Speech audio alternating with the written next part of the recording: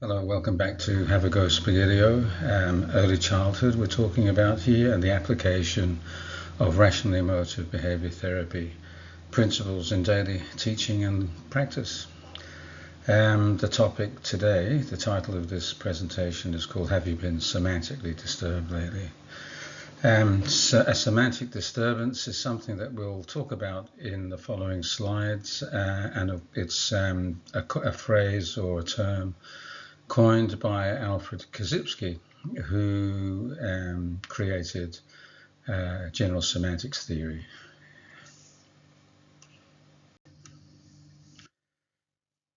We are revisiting Albert Einstein here, who said when talking about reality that it's merely an illusion, albeit a very persistent one.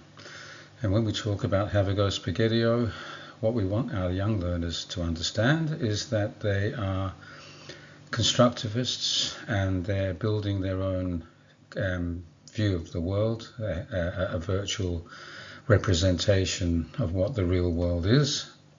And Albert Einstein alludes to the fact that things change all the time, and if we have a fixed mindset where we expect the world to exist as we say it should or ought or must, then that's a semantic disturbance. There's a contradiction between what we think about, what we believe, and the actual reality of what's happening. So Albert Einstein. We also revisit the words of Donald Hoffman, who said everything you see or hear or experience in any way at all is specific to you. You create a universe by perceiving it. So everything in the universe is specific to yourself. So again, we're following along the theme of Einstein, saying, reminding us that what we see about the world can be a reasonable representation of it, or it can be an unreasonable, ill-informed representation of it, and that's what I understand to be a semantic disturbance. So here we talk about the work of Alfred Korzybski, the creator of general semantics theory. One of his well-known quotes here, represented here or shown here. It's useful to remind ourselves that rational emotive behavior therapy, on which Have a Go Spaghettio is based, was heavily influenced by the work of Alfred Korzybski, who called for a more scientific use of language when we speak, more mindfulness around what we say and what we intend in terms of what we mean to say. He talked about the map, our virtual map, our constructed view of the world, the territory. The word is not the thing it describes. Whenever the map is confused with the territory, a semantic disturbance is set up in the organism. The disturbance continues and the limitation of the map is recognized. And here I interpret this to mean that if I have constructed an idea or a way of thinking about, for instance, myself, if it's a reasonable appraisal of myself, then that will hold me in good stead. However, the children that I have worked with often there's a mismatch between their constructed view, their map of themselves, the territory. So if we regard the territory as being ourselves, or in the case of the child, their selves, quite often a young person will abstract something like their dumbness or their unlikability and decide that describes them in a global sense. So because someone who I like doesn't like me or doesn't seem to like me, therefore I'm unlikable. This is a semantic disturbance, and of course emotional and behavioral disturbance follows. So the goal of the counsellor is to help the child understand that there's a mismatch between what they are telling themselves, what they believe about themselves, and how things really are. Young people are learning, and adults too, tend to abstract a particular trait or characteristic or personality from the many that constitute the self, ourselves, and we then irrationally decide that it describes us totally. So that's what a semantic disturbance is, when our map of reality, it really doesn't tally, it doesn't really approximate reality, our reality and reality, whatever that might be, the illusion that Einstein talks about. So Albert Korzybski said semantics disturbance is the disruption that occurs when a person mistakes language, the map, for reality, the territory, leading to reactions like absolutism, dogmatism, or delusion, because what we think about ourselves or whatever it is we're appraising is not an accurate appraisal. So that's what Korzybski brings to the table, and Albert Ellis himself said that without the work of Alfred Korzybski, he wouldn't have been able to formulate, or he wouldn't have formulated his ABC theory of emotional disturbance paradigm that is central to all cognitive behavior therapy modalities. So just to reiterate, if my map about me is an irrational one, if I think that doing dumb means I am dumb, a semantic disturbance exists.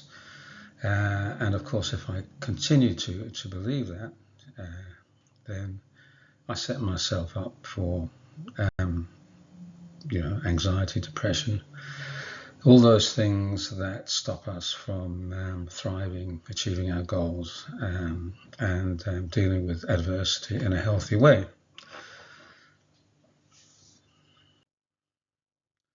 So general semantics informs or helped Albert Ellis develop his rational emotive behavior therapy theory and his ABC theory of emotional disturbance, and therefore general semantics theory and rational emotive behavior therapy theory underpins Go Spaghettio, an early childhood approach to helping children develop a mindset, a map of the world, of themselves, of others, that is a reasonable one.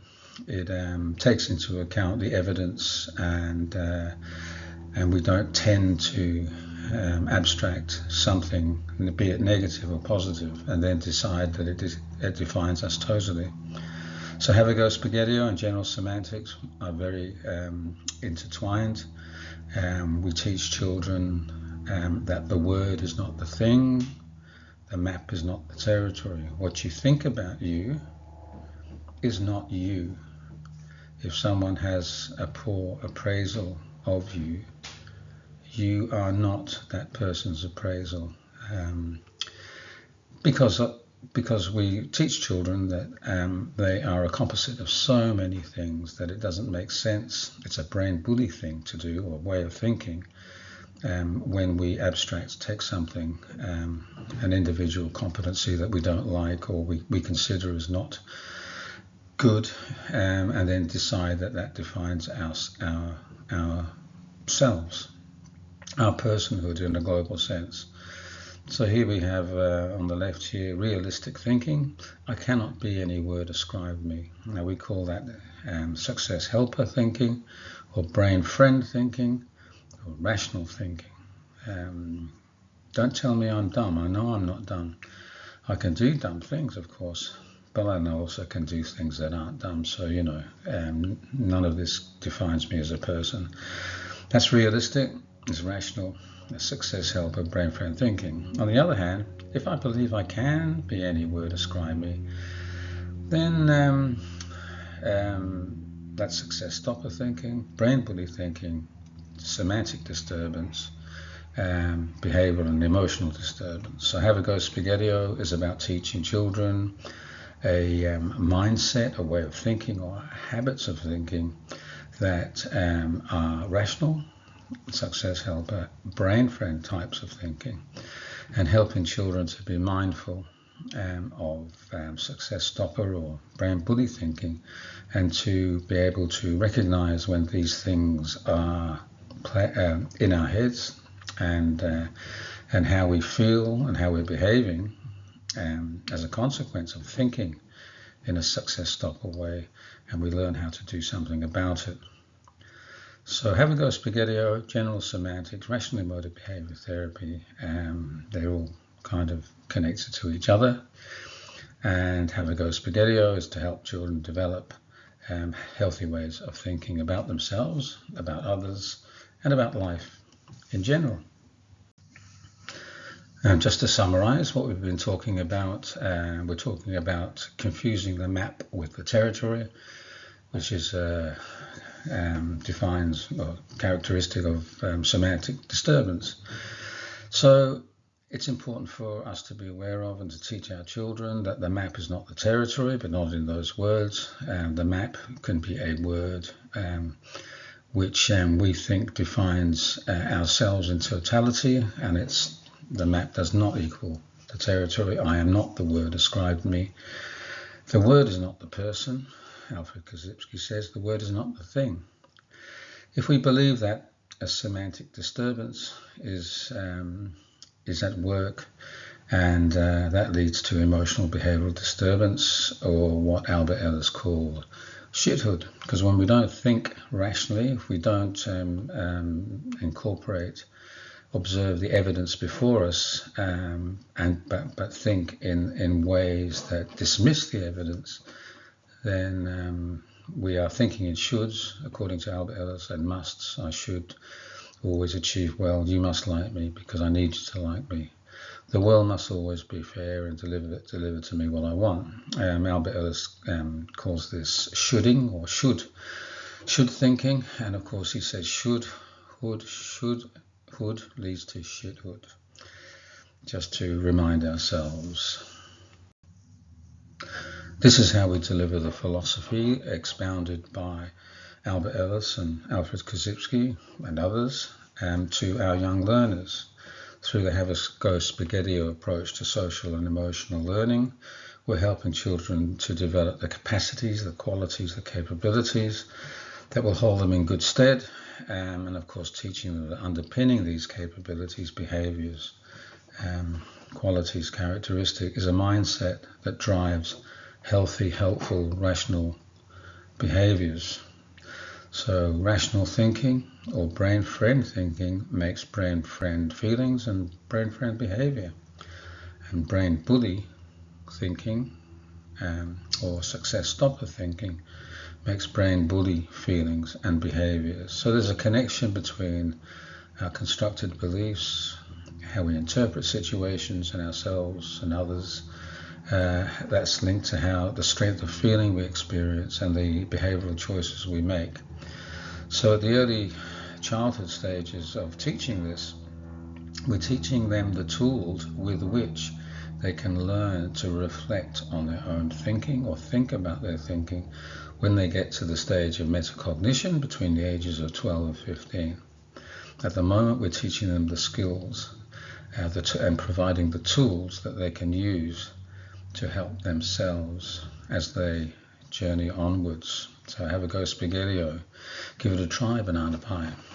Give it a go in your classroom. Let me know how you're going.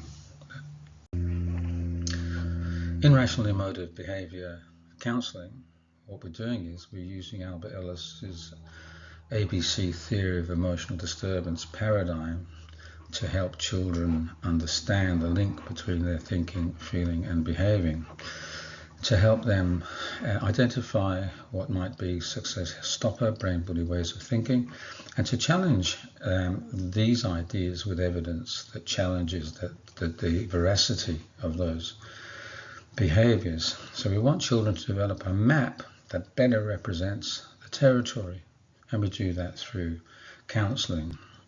When we teach children about the ABC theory of emotional disturbance through the Have a Go Spaghettio approach to social emotional learning, we're teaching children that they can have control, or they can learn to have control over what they want, their destiny in a sense, how to manage difficulty, how to manage situations that challenge them, but come out of these situations with their sense of self intact.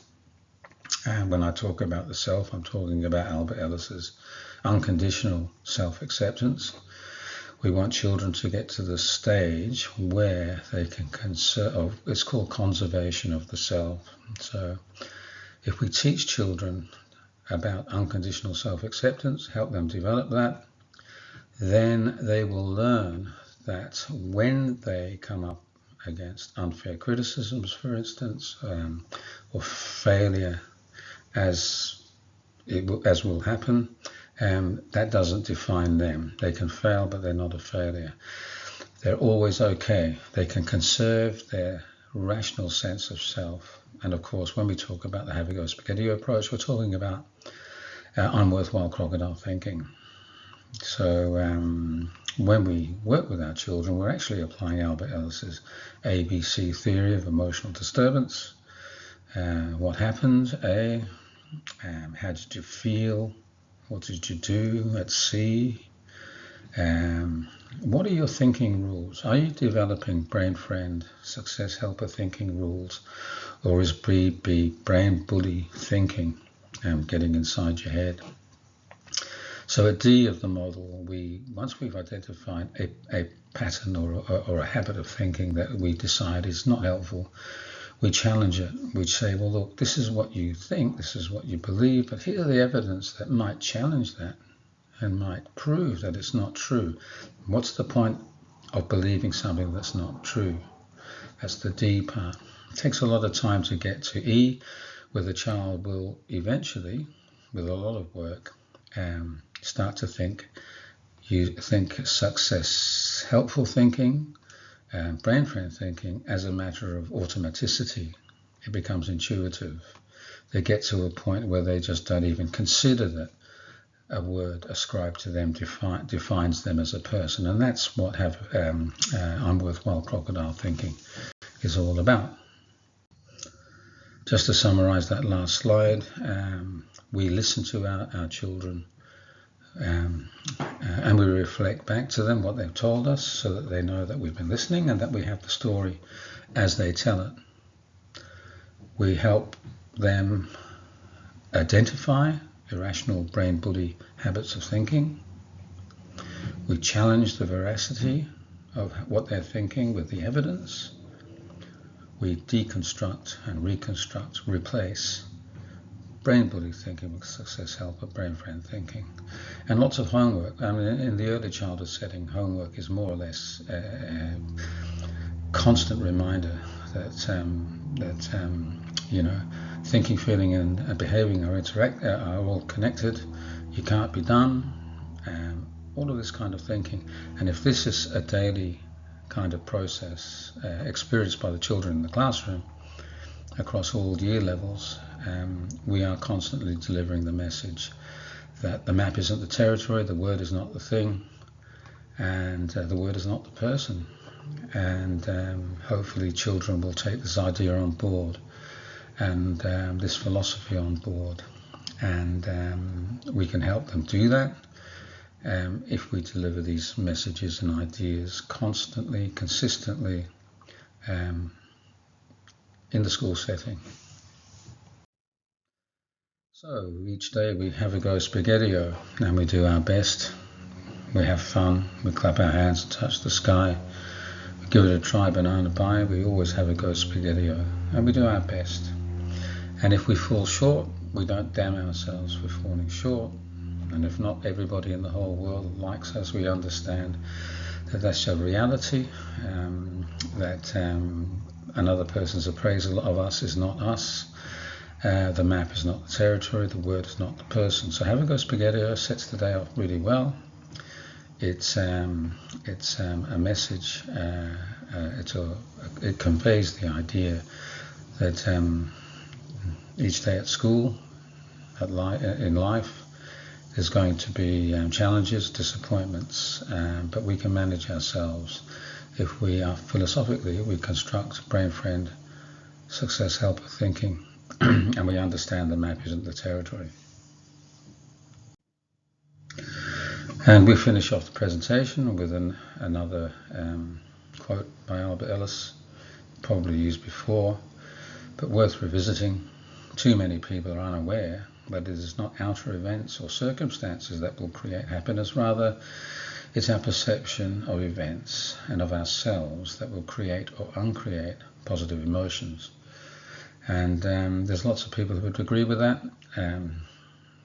Bertrand Russell, philosopher, mathematician, Epictetus, Greco-Roman philosopher, 100 AD, who said, events of themselves don't make us act and feel as we do. It's our interpretation of events that cause us to feel more upset than we ordinarily would, and various others.